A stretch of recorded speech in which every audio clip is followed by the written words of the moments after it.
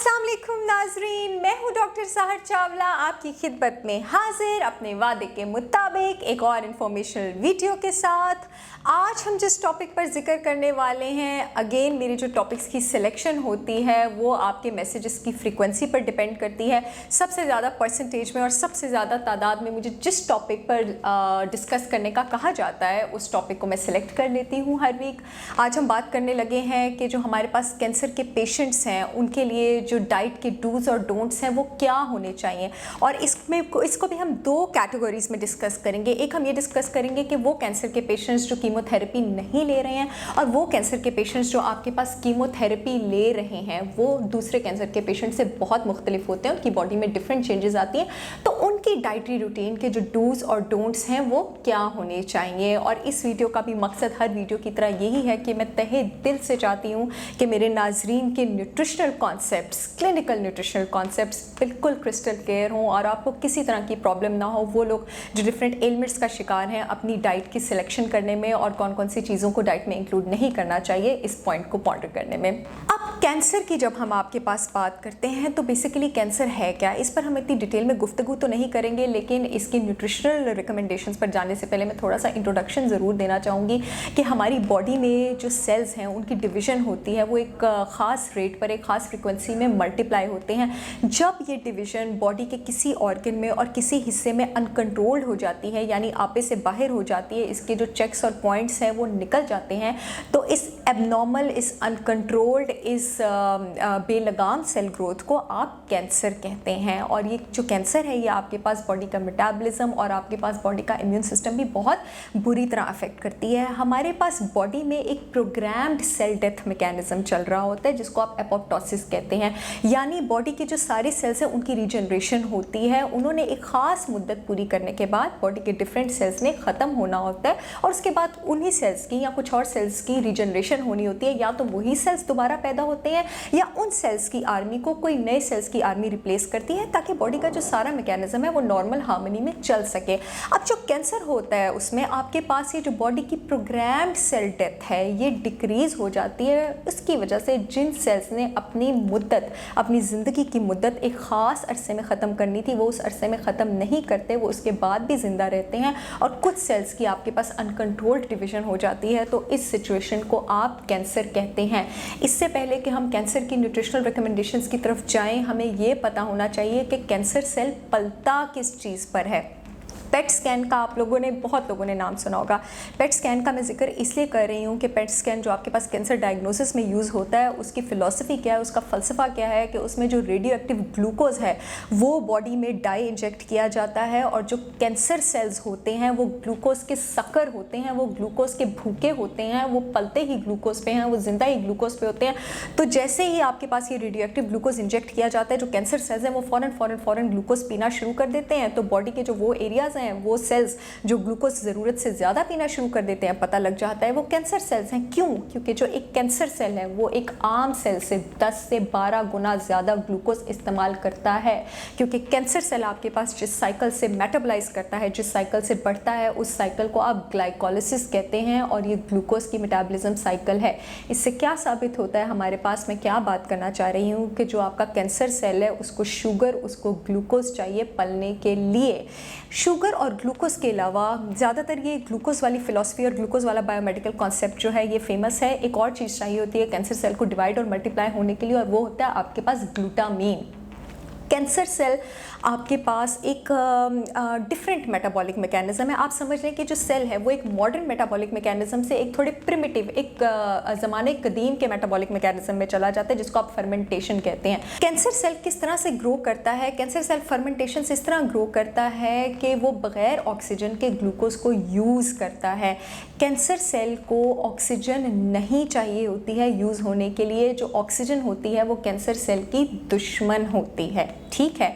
इसका मतलब है कि अगर मैंने कैंसर सेल्स की न्यूट्रिशनल रिकमेंडेशंस पे गौर करना है तो मुझे दो चीज़ों का ध्यान रखना है कि डाइट में शुगर कम हो और डाइट में ग्लूटामीन कम हो। अब डाइट में शुगर कम करना तो कदरे मुमकिन है, लेकिन डाइट में ग्लूटामीन आपके पास एक अमाइनो एसिड होता है, प्रोटीन का जुज़वी कंपोनेंट होता है, और ये आपकी डाइट में इतना वाइडली स्प्रेड होता है, चाहे वो एग्स हो, मीट हो, फिश हो, नट्स हो, सीड्स हो, वेजिटेबल्स हो, कि इसको डाइट में कम करना बहुत मुश्किल है। फिर भी आपके पास कुछ ऐसे रास्ते हैं जिससे आपके पास डाइट में ग्लूटामीन कम हो सकता है, जिसमें आपके पास ग्रीन टी आ जाती है, डिफरेंट वेजिटेबल्स जैसे शिमला मिर्च आ जाती हैं, जिसका हम बाद में जिक्र करेंगे, और सबसे इंपॉर्टेंट जो उसमें आपके पास चीज़ आ जाती है इंटरमिटेंट फास्टिंग।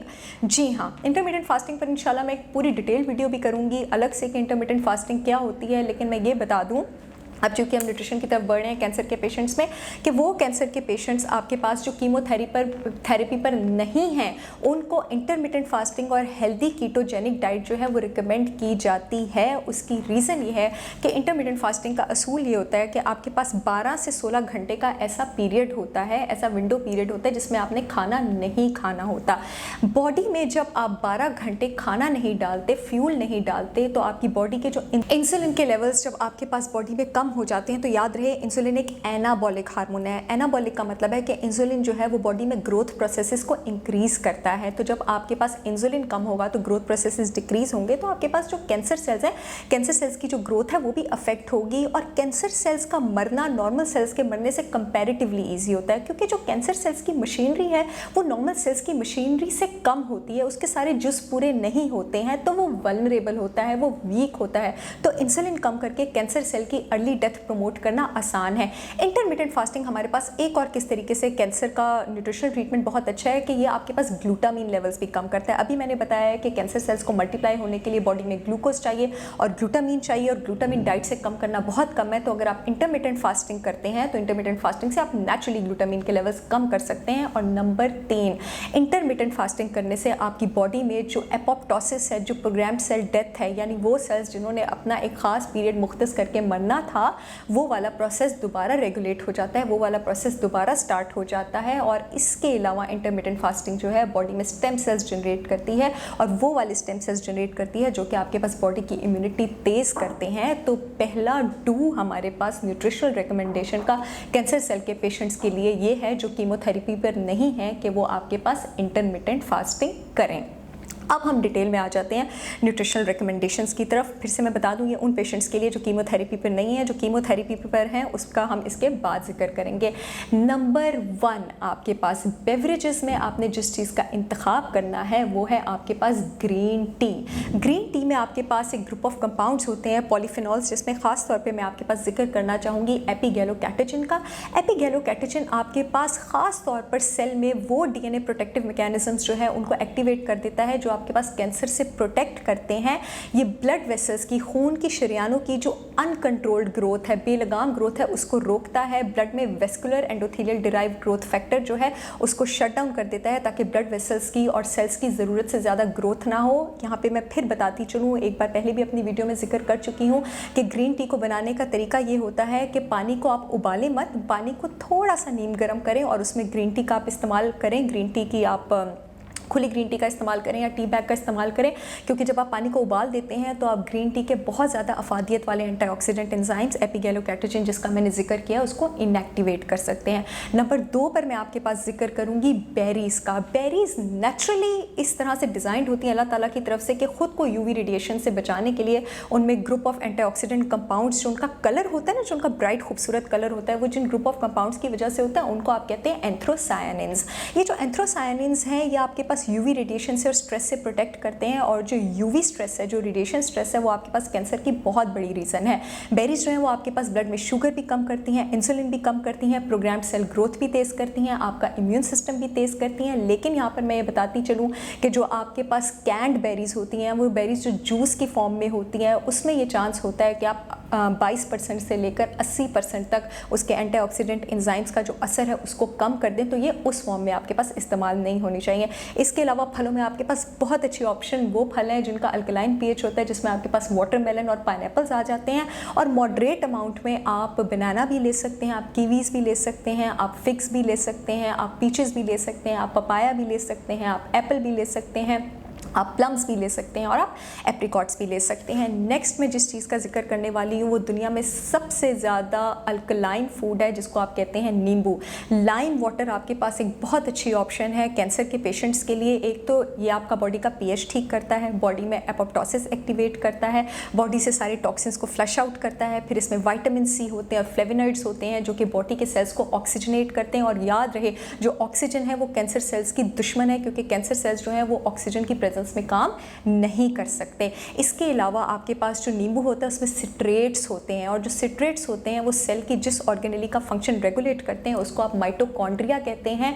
और जो आपके पास कैंसर है वो सेल के माइटोकॉन्ड्रिया को अफेक्ट करता है, डैमेज करता है। तो अगर दोबारा से आप उसका फंक्शन एनहांस कर दें तो क्या ही बात है। नेक्स्ट आपके पास मैं गार्लिक का जिक्र करना चाहूँगी। जो कैंसर के पेशेंट्स होते हैं, जब उनकी ट्रीटमेंट भी हो जाए, जब वो ठीक भी हो जाए, क्योंकि कैंसर का रिकरेंस रेट जो है, रिकरेंस होना वो बहुत कॉमन है, तो उनको चाहिए कि वो सारी ज़िंदगी सल्फ़र कंटेनिंग कंपाउंड्स का इस्तेमाल करें। जिसमें अगर मैं लहसुन का जिक्र नहीं करूँगी तो बड़ी ज़्यादती हो जाएगी। आपके पास सिर्फ 1 क्लोव और लहसुन में 100 से ज़्यादा सल्फ़र कंपाउंड्स होते हैं। और कीमोथेरेपी का ट्रीटमेंट ईजाद होने से पहले मेडिसिन में आपके पास सल्फ़र कंपाउंड्स यूज़ किए जाते थे। यहाँ तक के जो पहले कीमोथेरेप्यूटिक एजेंट्स मैं आपको बताती चलूँ डिस्कवर हुए थे, वो एक्चुअली आपके पास सल्फ़र कंपाउंड्स थे।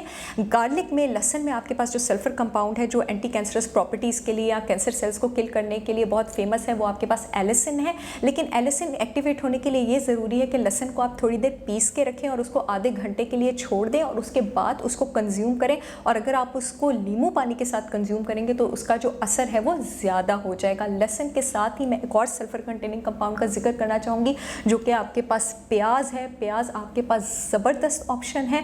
प्याज एक तो आपके पास प्रीबायोटिक है। प्रीबायोटिक का मतलब है कि ये प्रोबायोटिक्स यानी बॉडी के गुड बैक्टीरियाज का फंक्शन इंक्रीज करता है। प्याज में आपके पास सल्फर कंपाउंड्स भी होते हैं जो कि कैंसर सेल्स को मारते हैं। और प्याज में आपके पास एक खास तरह के कंपाउंड्स होते हैं जिनको आप क्वेरसेटिन्स कहते हैं, और ये भी बॉडी से जो टॉक्सिन्स हैं उनको फ्लश आउट करते हैं। वेजिटेबल्स में आपके पास जिनका आपने कसरत से इस्तेमाल करना है वो आपके पास क्रूसीफेरस वेजिटेबल्स आपके पास उसमें आइसोथायोसाइनेट्स होते हैं, ग्लूकोसाइनोलेट्स होते हैं और सल्फोरेफेन्स होते हैं। सब कैंसर किलिंग कंपाउंड्स हैं। इसमें आपके पास क्या क्या आ जाता है, केल आ जाता है, ब्रोकली आ जाती है, कॉलीफ्लावर आ जाता है, कैबेज आ जाता है, लेटस आ जाता है। इसके अलावा आप जिन सब्जियों का बहुत कसरत से इस्तेमाल कर सकते हैं उसमें आपके पास पालक आ जाती है, उसमें आपके पास लौकी आ जाती है, उसमें आपके पास धनिया आ जाता है, उसमें आपके पास पुदीना आ जाता है।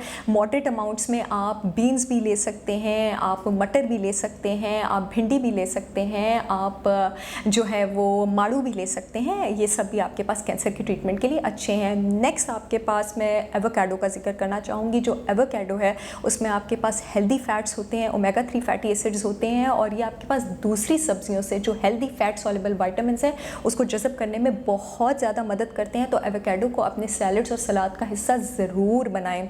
मसालों में मैं आपके पास हल्दी का जिक्र ज़रूर करना चाहूँगी। हल्दी में आपके पास जो कंपाउंड होता है करक्यूमिन, वो बॉडी के मेजर जो सोजिश करने वाले इन्फ्लेमेटरी पाथवेज हैं जिसमें आपके पास खास करके tumour necrosis factor alpha pathway और NF कैपा भी पाथवे आ जाता है, उसको ये डीएक्टिवेट कर देते हैं और कैंसर सेल्स की डेथ को भी प्रमोट करते हैं। और मसालों में सबसे कमाल चीज़, थोड़ा सा फैंसी मसाला है, बहुत लोगों ने सुना होगा, ऑरिगेनो में आपके पास 3 मशहूर जिन पर पब्लिश रिसर्चेज हैं एंटी कैंसर कंपाउंड्स है, जिसमें आपके पास थाइमोल आ जाता है, रोजमेरिनिक एसिड आ जाता है और कार्बाक्रोल आ जाता है। इसके अलावा जो एरिगेनो है आपके पास, वो आपके पास एंटी माइक्रोबियल भी है, एंटी वायरल भी है, एंटी बैक्टीरियल भी है, और ये आपकी भूख भी बढ़ाता है। कैंसर के पेशेंट्स को एक बहुत ज़्यादा प्रॉब्लम होती है कि उनको इतनी भूख लगती नहीं है। ये स्टमक लाइनिंग को स्मूथ करता है, रिलैक्स करता है, तो जो एपेटाइट है ये उसको स्टिमुलेट करता है। नट्स और सीड्स में आपके पास chia seeds, flax seeds, sunflower seeds, pumpkin seeds, इन सब का आप रिलैक्स होकर इस्तेमाल करें।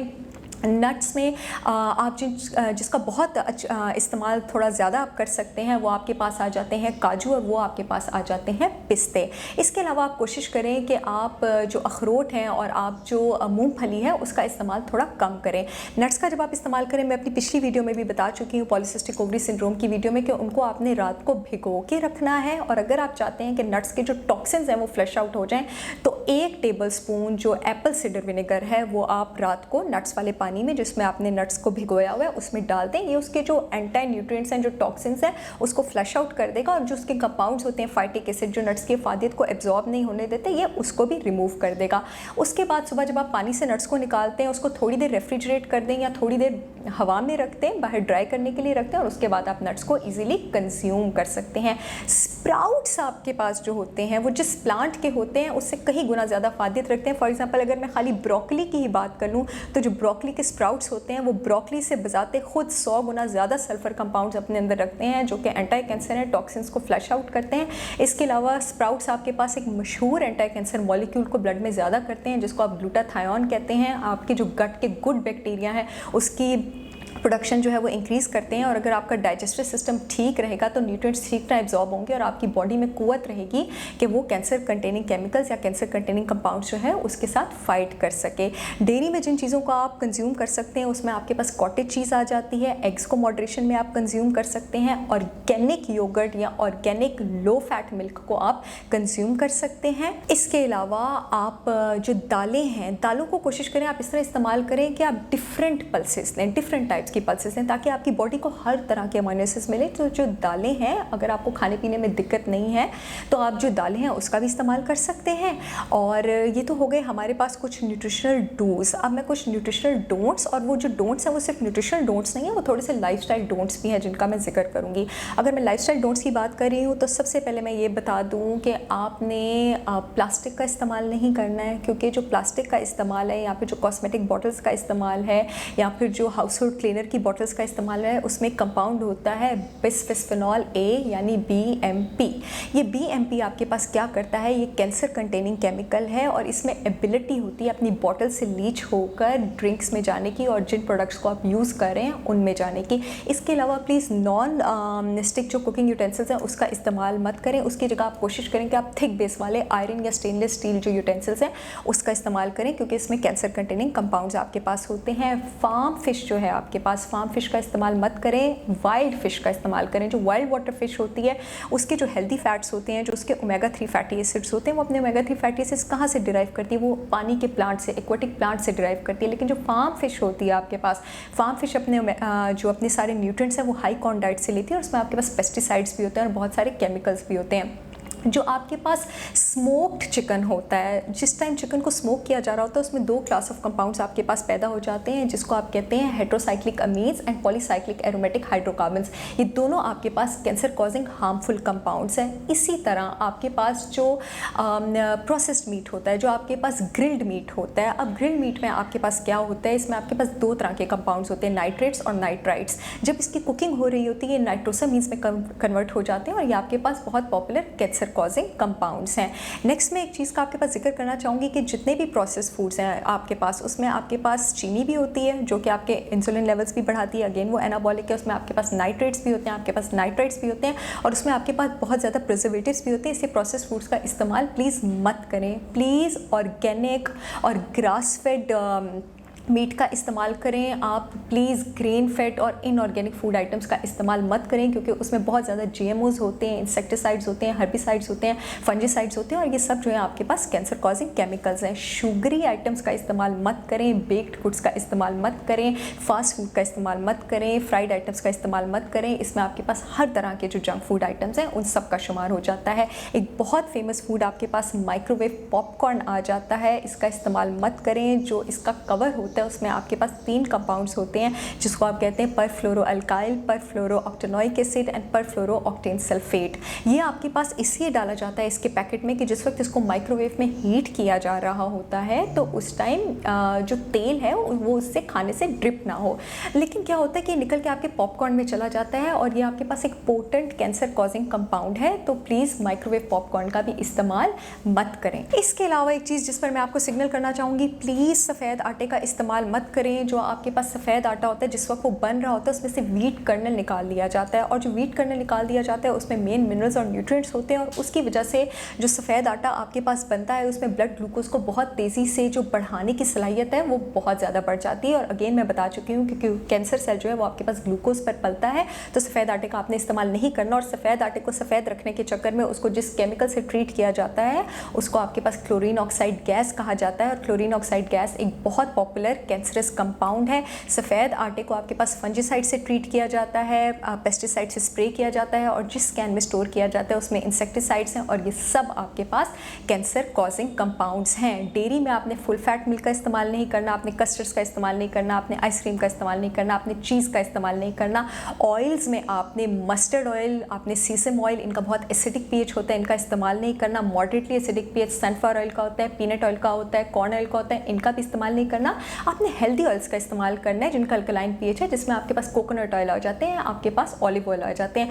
कोकोनट ऑयल से मैं ये बताती चलूँ कि कोकोनट वाटर का भी अल्कलाइन पीएच है, और ये भी बेहतरीन है आपके पास कैंसर पेशेंट्स के लिए। इसको बेशक अपनी डेली डाइट का हिस्सा बनाएं।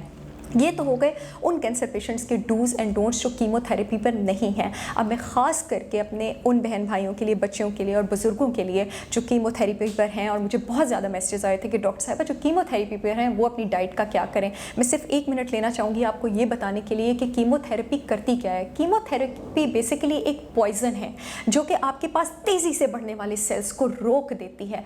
अब ये पॉइज़न ये नहीं देखता कि मेरे रास्ते में जो सेल आ रहा है वो कैंसर सेल है या वो नॉर्मल सेल है। इन तेज़ी से बढ़ने वाले सेल्स में आपके हेयर फॉलिकल्स भी आ जाते हैं। यही वजह है कि जो पेशेंट्स कीमोथेरेपी करा रहे होते हैं उनके बाल बहुत जल्दी झड़ना शुरू हो जाते हैं। वो एक बड़ा ट्रॉमेटाइजिंग एक्सपीरियंस होता है पेशेंट्स के लिए। और दूसरा, आपके पास फास्ट ग्रोइंग सेल्स में आपकी आंतों को जो सेल्स लाइन करते हैं, आपके इंटेस्टाइनल सेल्स जो हैं वो आपके पास डिस्ट्रॉय होना शुरू हो जाते हैं। अब एक कीमोथेरेपी के पेशेंट के लिए वो डाइट लेना जो कि आसानी से जज़ब नहीं हो सकती या जिसमें आंतों की इन्वॉल्वमेंट बहुत ज़्यादा है, वो बहुत मुश्किल है। तो हम यहीं से बात स्टार्ट करेंगे कि कीमोथेरेपी के पेशेंट्स को आपके पास वो खाने लेने चाहिए जो कि आंतों से आसानी से जज़ब हो जाएं। सबसे पहले तो आपने कीमोथेरेपी के पेशेंट्स को 3 लार्ज मील्स नहीं देनी, आपने उनको छोटी छोटी मील्स देनी है और फ्रीक्वेंट मील्स देनी है। आपने उनको प्लेन वाटर नहीं देना, क्योंकि अगर आप उनको प्लेन वाटर देंगे या तो वो उनको उल्टी में निकल जाएगा या वो उनको डायरिया में निकल जाएगा। आप कोशिश करें, क्योंकि उनके टेस्ट बड्स भी अफेक्टेड होते हैं, उनको थोड़ा फ्लेवर्ड वाटर दें। आप उनको जिंजर वाटर दें, आप उनको लाइम वाटर दें, और अगर उनको माउथ अल्सर्स नहीं है तो थोड़ा सोर और थोड़ा टार्टी फ्लेवर करके आप थोड़े से बेरीज और चेरीज़ का इस्तेमाल करके भी उनको पानी जो है वो दे सकते हैं। इसके अलावा जो कीमोथेरेपी के पेशेंट्स हैं उनको चाहिए कि वो आहिस्ता आहिस्ता खाएं। खाने को कम से कम 20 से 25 बार नवाले को चबाएं, अंदर लंघाने, अंदर गले में ले जाने से पहले। उसकी रीज़न ये है कि जब आप 20 से 25 बार अपने नवाले को चबाते हैं तो आप अपने मुँह के उन एंजाइम्स को जिन्होंने खाने को डाइजेस्ट करना होता है इतना टाइम दे देते हैं कि वो खाना जब आपके पास मैदे में और आपके पास आंतों में पहुंचता है तो उसको कम काम करना पड़ता है। इसके अलावा जो कीमोथेरेपी के पेशेंट्स हैं उनको जो मशरूब हैं, यानी जो बेवरेजेस हैं, वो खाने के साथ नहीं लेने चाहिए। खाने के फ़ौरन बाद लेटना नहीं चाहिए, वरना उनको बहुत ज़्यादा एसिडिटी स्टार्ट हो जाएगी। और उनको अपने खाने का 1/4 हिस्सा सुबह नाश्ते के टाइम ले लेना चाहिए, जो कि न्यूट्रिएंट डेंस भी हो, जिसमें प्रोटीन भी हो और जिसमें ईजिली सॉल्युबल फाइबर भी हो। उसकी वजह ये है कि जब आप अपने खाने का 1/4 हिस्सा सुबह के टाइम ही ले लेंगे तो उसके बाद आपको पूरा दिन मिल जाएगा चलने फिरने के लिए और उस खाने को हज़म करने के लिए। तो उस खाने से तबीयत ख़राब होने के जो चांसेस हैं वो कम हो जाएंगे। अब किन खानों का आपने इस्तेमाल करना है? सबसे पहले आपने हड्डियों की, देसी मुर्गी की हड्डियों की यखनी कैंसर के पेशेंट्स के लिए बहुत अच्छी है, और इसके 2 रीज़न हैं। एक तो ये आपके पास न्यूट्रिएंट डेंस है, इसमें आपके पास प्रोटीन्स हैं, मिनरल्स हैं, और तीसरा इसमें आंतों को आपके पास कम काम करना पड़ता है, और हमने वो खाने देने हैं कीमोथेरेपी के पेशेंट्स को जिसमें आंतों की जो मेहनत है वो कम इस्तेमाल हो।